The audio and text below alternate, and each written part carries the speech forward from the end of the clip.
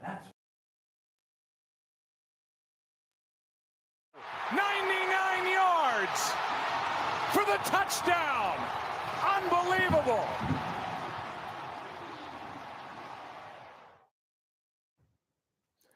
Welcome to Red Zone Recap, where we go over everything NFL that happened over the last week, from games, scores, stats, and more. What a week in the NFL. Let's go to Jim and Zach with the highlights, starting with Game 1, where the Packers went to Detroit, winning 31-24 on American Thanksgiving. Thanks, Josh. We had a great slate of Thanksgiving games this week, starting with the Packers beating the Detroit Lions. Jordan Love had a great game, threw for 234 yards, 4 passing touchdowns, no turnovers. Dontavian Wicks had 2 of those touchdowns for 100 yards, and Christian Watson and Romeo Doubs each had a touchdown as well. And Micah Parsons picking up 2.5 sacks as well. Yeah, pretty good week for the Green Bay Packers, getting back in the win column there. Definitely going to need it. The Bears at the top of the NFC North, the top of the NFC right now. Bears looking really good, and the Packers trying to keep the heat on them. Lions currently outside of a playoff spot, which is surprising to me. I know you predicted that at the start of the season, though. So you're probably riding pretty high. But Montgomery and Tesla with the 2 touchdowns in the game for the Lions. Jared Goff had 2 TD passes. Didn't really look bad. It's just kind of unfortunate. Lions defense just couldn't get it done there. 31 points given up. You're not usually going to win those games. Yeah, I mean, the Packers just been playing some really good football recently, especially in this game. I feel like they always put up a good fight against Detroit.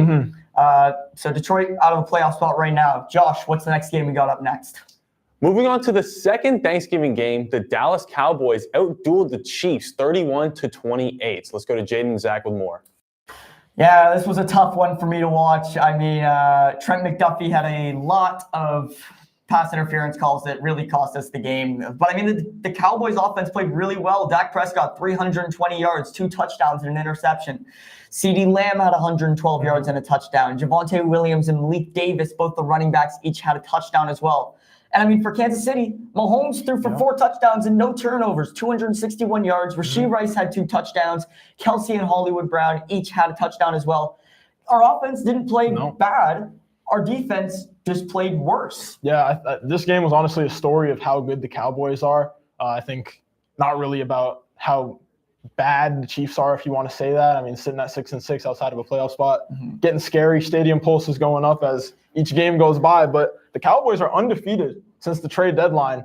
Obviously, they made some pickups. They got Logan Wilson there from the Bengals. Went ahead and picked up Quinnen Williams as well from the Jets. And there was a reported trade in the preseason of Micah Parsons and a first for Quinnen Williams. And the Jets said no, and they still ended up giving the Cowboys Quinnen Williams for a lot less. So pretty big win there for Jerry Jones and Cowboys fans. But, yeah, Cowboys 3-0 since the deadline, creeping up on a playoff spot.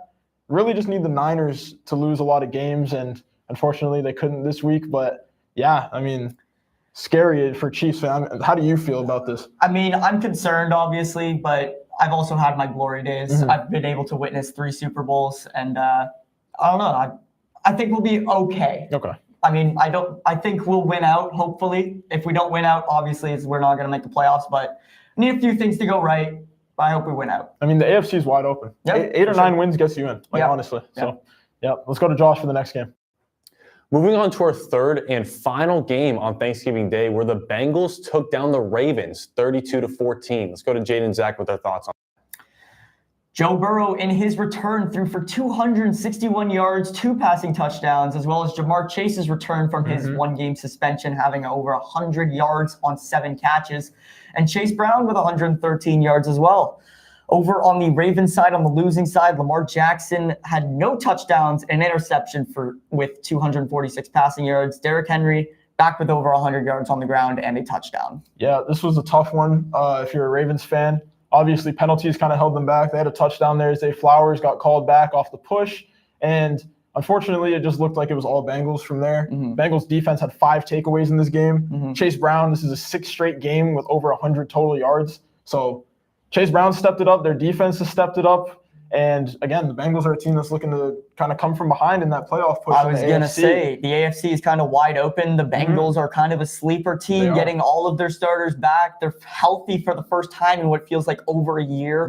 I don't know. It'll be interesting to see them. They have a pretty easy schedule the rest of the way. They face Pittsburgh a few times, as do the Ravens. The AFC North, honestly, is kind of wide Crazy open for division grabs. right now. Unfortunately, the only team that's really out of it is the Cleveland Browns. But that's all right. We'll go to Josh with the next game. On Black Friday, we saw the Chicago Bears take over the #1 seed in the NFC, taking down the Eagles 24-15. Let's go to Jaden and Zach with this game. Rocking the Caleb Williams shirt there. Caleb Williams, not a particularly good game for a win, but I mean, hey, a win is a win. 154 passing yards, a touchdown, and an interception for him. But it was the Bears ground game that ended up getting them this victory, with DeAndre Swift and Kyle Monangai each with over 125 yards and a touchdown each, respectively. And on Philly's side, Jalen Hurts had 2 touchdowns on 130 passing yards.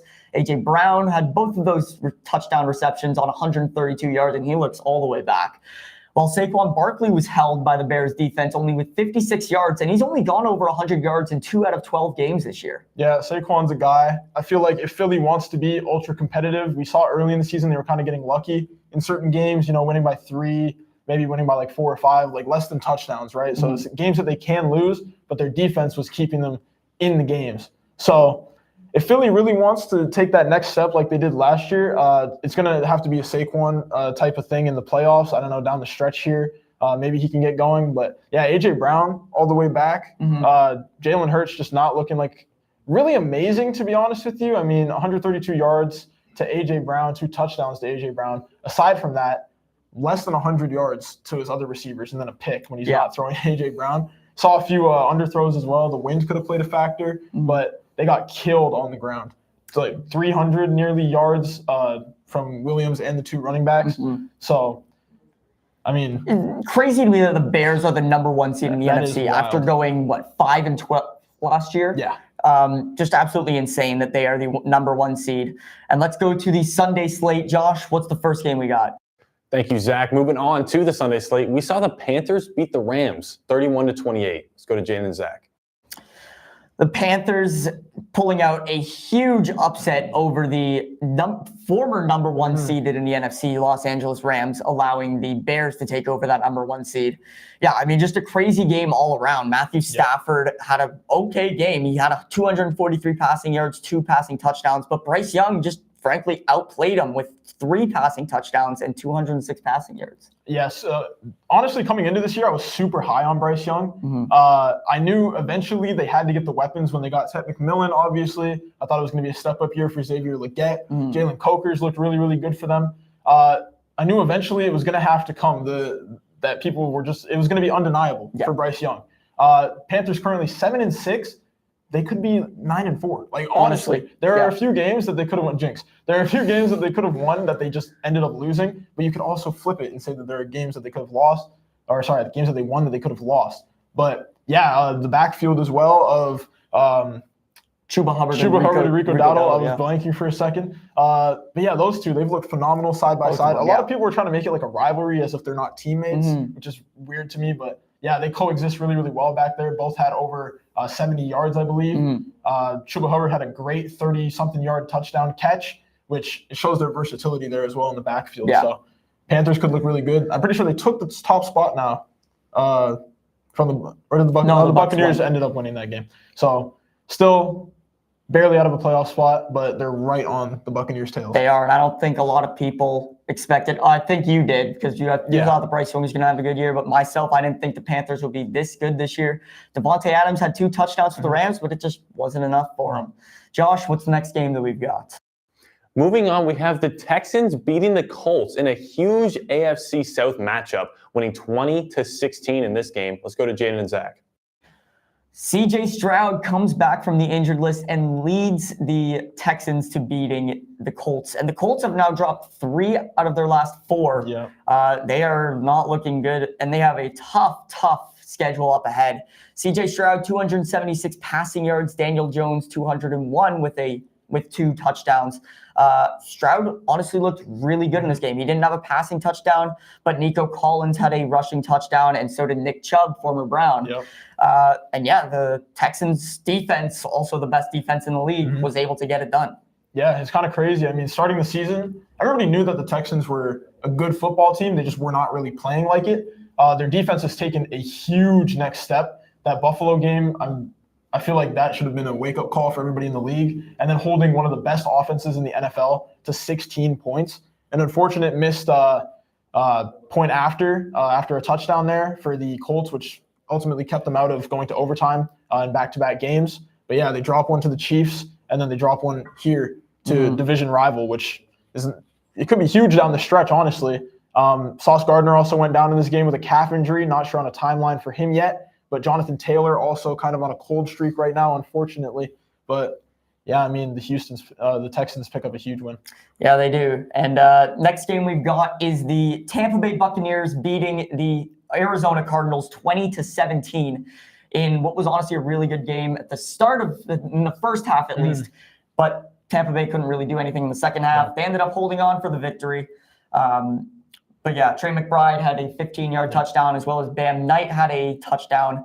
Baker Mayfield, again, had a really good first half. Of course. But yeah. Yeah, it's been a tale of two halves for Baker during the season for sure. He's had either a really good first half, bad second half, or a really good second half, bad first half.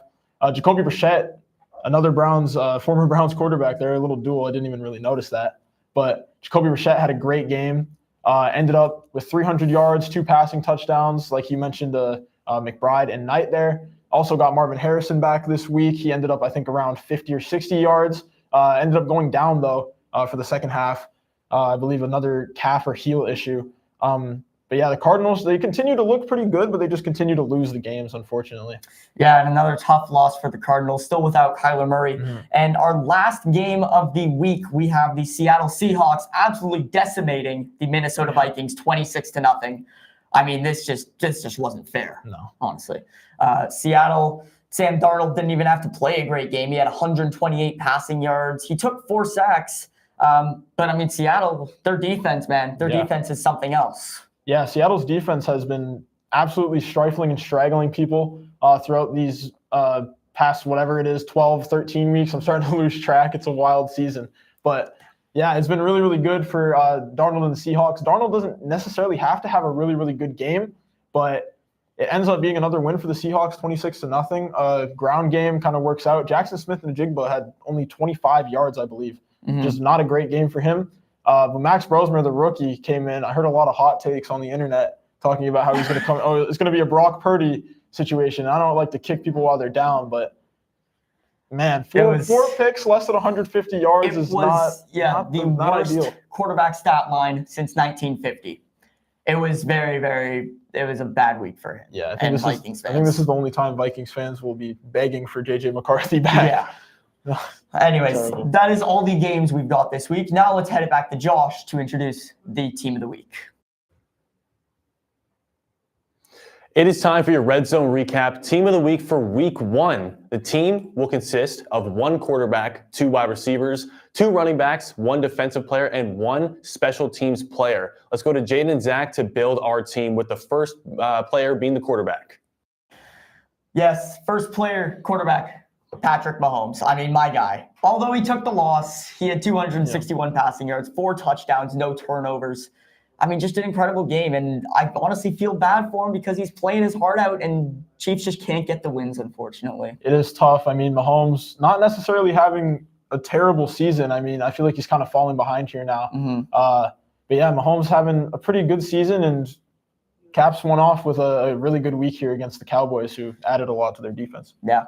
Let's head over to the wide receivers. Our first wide receiver being A.J. Brown of the Philadelphia Eagles, who recorded 132 receiving yards on 10 catches, including 2 touchdowns. Yeah, great win there for the Eagles as well. Brown finally back to form. Yeah. Our wide receiver 2 is Jameson Williams of the Detroit Lions. He had 139 receiving yards, 7 receptions, and a touchdown. Good to see because he's been kind of streaky this year. Yeah. But great big game there for him. Yeah, very good game. And our running backs of the week, our first running back for the 3rd week in a row is Bijan Robinson, who had 193 yards, a touchdown, and 2 runs of 25-plus yards. Just incredible. He just keeps doing. He's unreal, man. He's unreal. Like, truly. It sucks that he's stuck where he is, but I'm sure they'll be better next year. Yeah. They just need a new coach, and then they'll be fine.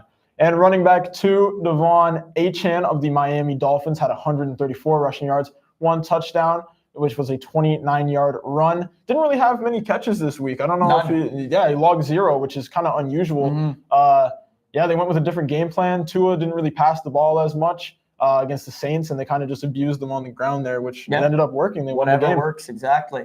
And our tight end this week, not very many tight ends had great games, but Brock Bowers recorded 2 touchdowns on 63 yards against the Chargers.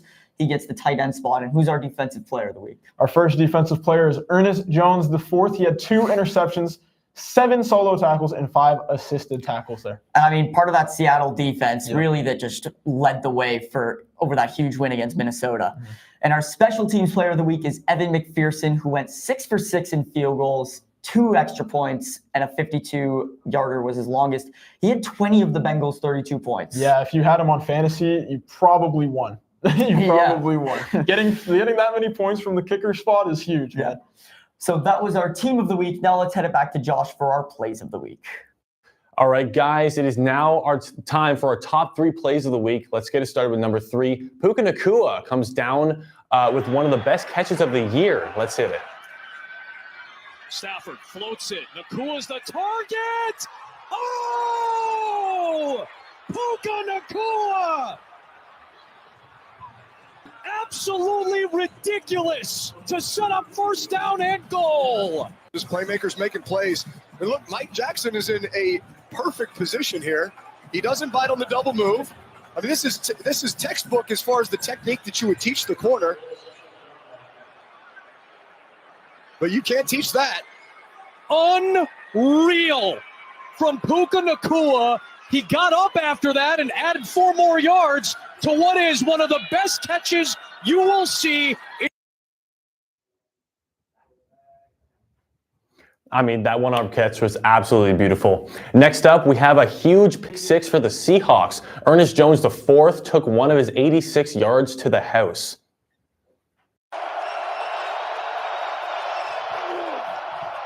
He rolls, he's pressured, he's in trouble, heaves it up on Ernest Jones, house call. He will take it all the way. A game-changing play from Ernest Jones. 84 yards and no flags. In the NFL have to come the hard way. The play's over. DeMarcus Lawrence, one of the best premier defensive linemen in the league over the last couple of years, just take the sack. I know it feels tough to just accept defeat on 4th down. Just a young quarterback that's just not used to these situations, and he desperately throws it underhand right into the chest of Ernest Jones, and what looked like a prime opportunity for this Vikings offense to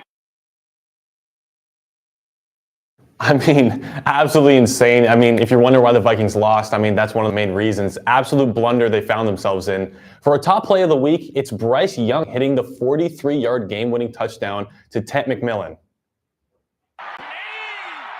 2 for 2 today is Carolina. On this crucial 4th down, Young, McMillan, got it! Touchdown, Panthers lead!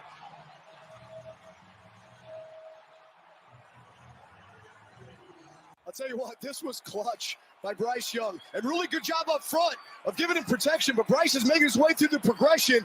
And just the way that he layered this ball up over the top. Well, that's all the time we have for today. Thank you for tuning in to Red Zone Recap. Let's go to Jaden and Zach with any final thoughts on this week in the NFL. Another exciting week in the NFL, and unfortunately for us, this will be our final edition of Red Zone Recap. We thank you for tuning in for the past few weeks, and we hope you enjoyed the rest of the NFL season. My name is Zach. And I'm Jaden. And we thank you for watching this week's edition of Red Zone Recap. Have a good one.